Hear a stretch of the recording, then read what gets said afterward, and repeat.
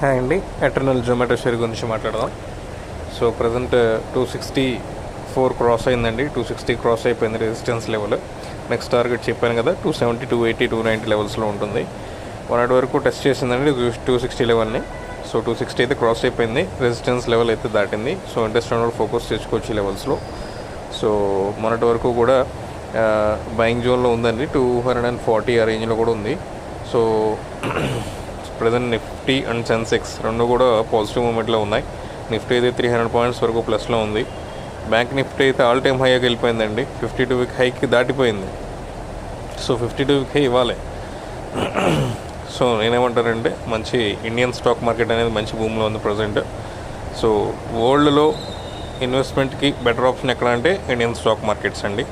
డెఫినెట్గా ఫ్యూచర్లో మంచి పాజిటివ్ ర్యాలీ ఇస్తుంది. నిఫ్టీ కూడా 52 వీక్ హై దాటుతుంది త్వరలోనే.